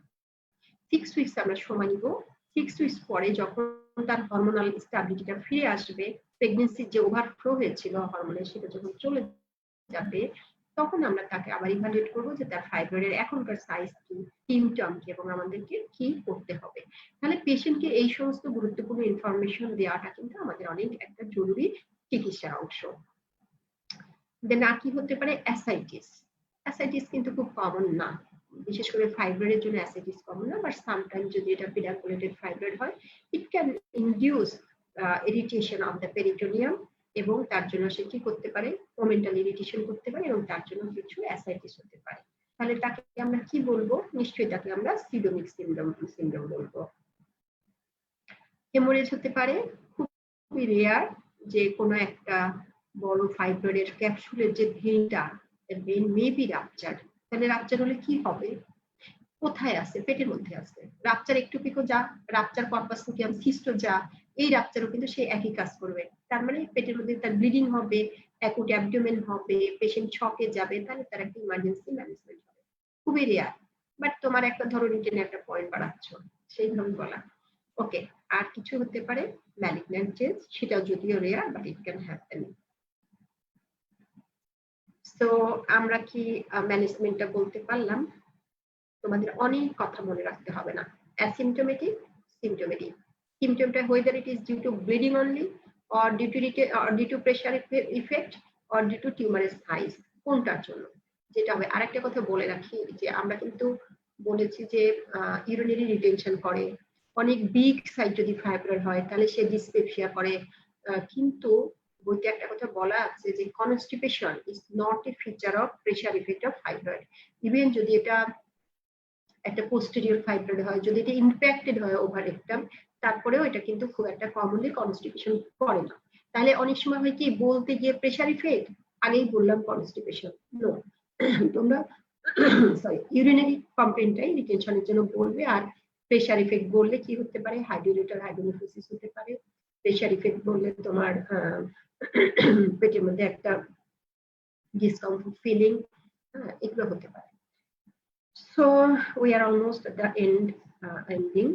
এখন তোমরা বলো, আমরা ফাইব্রয়েডের ডায়াগনোসিস করেছি, ইনভেস্টিগেশন করেছি। যদি আমি ইনভেস্টিগেশন থেকে কোনো প্রশ্ন করিনি, যদি তোমাকে বলে যে তুমি একটা ইনভেস্টিগেশনের নাম বলো যা দিয়ে তুমি ফাইব্রয়েড ডায়াগনোসিস করবে, আমি জানি যে তোমরা এখন সবাই সেই কথাটা বলতে পারবা, দ্যাট ইজ আল্ট্রাসোনোগ্রাফি। কিন্তু কোন রুটে করবে, অ্যাবডোমিনাল না ভ্যাজাইনাল, সেটা আমরা বলেছি। ভ্যাজাইনাল রুটে যে আল্ট্রাসোনো হয় তাকে আমরা বলি TVS, ট্রান্স ভ্যাজাইনাল সোনোগ্রাফ। আর অ্যাবডোমিনাল রুটে করলে অ্যাবডোমিনালি বলি। তো সেটা তোমরা বলতে পারবে।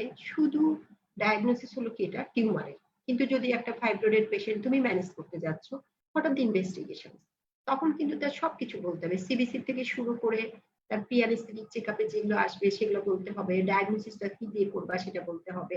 আর একটা খুব গুরুত্বপূর্ণ কথা বলে রাখি, আমরা সবসময় বলছি না যে ফাইব্রয়েডে কিন্তু একটা লোকাল ইফেক্ট, তাই না? একটা লোকাল টিউমার তৈরি হচ্ছে, সেই টিউমারটা সাইজ বড় হচ্ছে, ইউটারাসের কন্ট্রাক্টিলিটির উপর ইফেক্ট করছে।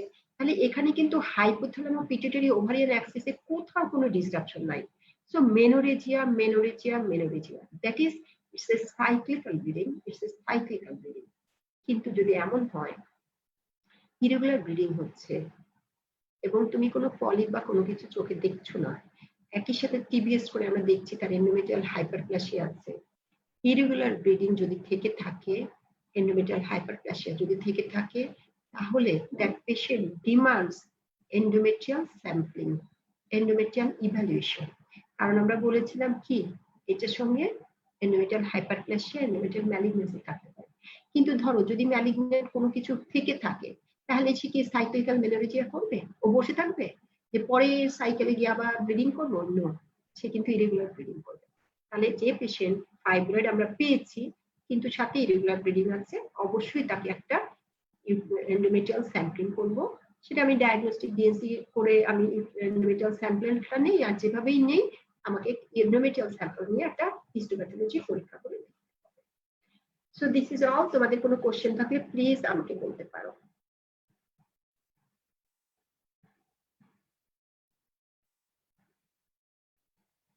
যদি কোশ্চেন না থাকে, অবশ্য কোশ্চেনের জন্য আমি 1-2 মিনিট সময় দিই, তাই না? কারণ তোমাদের কোশ্চেনটা ভাবতে হবে। আবার বলছি টেক্সট বইতে কিন্তু যেতে হবে, এইটুকু পড়া সব কথা নয়। আর পড়ার রসটা তুমি তখনই বুঝবে যখন তুমি টেক্সট বইতে ঢুকবে, বিছানায় ঘুমের আগে একটু টেক্সট বইটা চোখে গোলাতে গোলাতে ঘুমাবে, হাতের কাছে একটা পেন্সিল বা কলম রাখবে, মাঝে মাঝে একটু দাগাবে, ইম্পর্টেন্টটাকে ইম্পর্টেন্স দিবে, কোনটা এমসিকিউতে আসার মতো তার পাশে কিউ লিখে রাখবে বা এমসিকিউ লিখে রাখবে। এই জিনিসগুলা কিন্তু সারা বছর ধরে করতে হবে। আমি জানি যে তোমরা সময়ের অভাবে গাইড বই পড়ো, এটা খুবই একটা পচা অভ্যেস, এটা মোটেও ভালো অভ্যেস না, গাইড বই পড়া চলবে না। গাইড বই হচ্ছে লাস্ট স্টপ, হয়তো হতে পারে যে ২-৪টা প্রশ্ন তুমি হয়তো গাইড বই পাতা উল্টে দিচ্ছ, কিন্তু এটা জীবনের শুরু বই হতে পারে না। Because you are so brilliant, তোমরা কেউ কিন্তু এমবিবিএস করে থেমে থাকবে না, কোনো না কোনো দিকে যাবে। তুমি যদি লিডারশিপের দিকেও যাও সেখানেও কিন্তু তোমাকে পড়াশোনা করতে হবে, এবং অলওয়েজ তোমাকে কিন্তু মূল টেক্সট, মূল জায়গাটায় গিয়ে কিন্তু তোমাকে জানতে হয় যে আসলে কি বলেছে। কেউ কোথায় একটা চোথা ধরে উঠাই দিল, তুমি ওইটুকু করে গিয়ে একটা লিডার নিতে পারবে না। তুমি যেখানে যেতে চাও সেখানেই তোমাকে এফোর্ট দিতে হবে এবং সেটাকে আত্মস্থ করতে হবে, ধারণ করতে হবে। only then you will achieve the target, only then you will be successful. তো কেউ আর কিছু বলছে না, নাইস ক্লাস বলেছে, সিডোমিক্স, আচ্ছা রাশমা শারমিন বলেছে সিডোমিক্স। আমরা তোমাদেরকে আজকে সিডোমিক্স বলবো না, সিডোমিক্স যেদিন আমি পড়াবো সেদিন আমি অনেক সুন্দর করে বলবো, এবং আমি তখন জিজ্ঞাসা করব আর কিসের সিডোমিক্স সিনড্রোম পাওয়া যায়। আমি আশা করবো সেদিন তোমরা এই উত্তরটা আমাকে দেবে। ঠিক আছে, আজকের পড়ার সাথে আমরা এক্সট্রা অন্য কোনো দিকে গেলে আমাদের এই পড়াটা কঠিন হয়ে যাবে, কষ্টকর হয়ে যাবে। আমরা যখন ওভারিয়ান টিউমার পড়বো, অনেক সময় নিয়ে অনেক সুন্দর করে পড়বো, তখন আমরা মিক্স সিনড্রোম এবং পাশাপাশি সিডোমিক্স শিখে ফেলবো। ঠিক আছে, আমার মনে হয় এটা মনের মধ্যে জমা থাকে। কারো যদি কোনো প্রশ্ন না থাকে, আমাদের পড়ার ধারা ঠিক আছে কিনা, আমরা কি এভাবেই যাব নাকি অন্য কোনো ভাবে তোমাদের সাজেশন থাকলে করতে পারো। তো আমাদের নেক্সট ক্লাসটা হবে ইনশাল্লাহ যদি সুস্থ থাকি নেক্সট রবিবারে 11টা থেকে 12টা, এবং সম্ভবত আমার মনে হচ্ছে সেটা বোধহয় আমাদের নর্মাল লেবার পড়ার বিষয় ছিল। আমরা একটা গাইনি পড়লাম, এবার একটা অক্স পড়বো, এবং আমরা কমন জিনিস কমনলি পড়বো। সুতরাং আমি শেষ করছি, তোমরা সবাই ভালো থাকো, সুস্থ থাকো, তোমার পরিবারের যেমন সময় দিবে তেমনি পরিবারের সদস্যদের প্রতি তোমার নজর রাখবে, এবং তুমি যেহেতু একটা মেডিকেল সাইডে আছো, তুমি যা জানো সেটা পরিবারের মানুষকে সুন্দর করে ডিসপ্লে করবে। তুমি যদি খুব হামবড়া ভাব দেখাও যে ডাক্তার হতে যাচ্ছি, তোমার কথা কিন্তু কেউ নিবে না। তাদেরকে তাদের মতো করে বোঝাতে হবে এবং সঠিক জিনিসগুলা জানাতে হবে। পাশে একটা ধরো ছোট বাচ্চা থাকতে পারে, একটা বয়স্ক মানুষ থাকতে পারে, একটা কাজের লোক থাকতে পারে, ওদের প্রত্যেকের জন্য আলাদা আলাদা সময় বের করা, এরকম গৃহবন্দী অবস্থায় তাদেরকে একটু আনন্দে রাখা এবং তোমাদের সঙ্গে অ্যাটাচমেন্টটা বাড়ানো, এটা অনেক জরুরি। থ্যাংক ইউ, অনেকে থ্যাংকস জানিয়েছো, ধন্যবাদ তোমাদেরকেও। আমি এখন শেষ করছি, আমরা অনেক 13 মিনিট পার।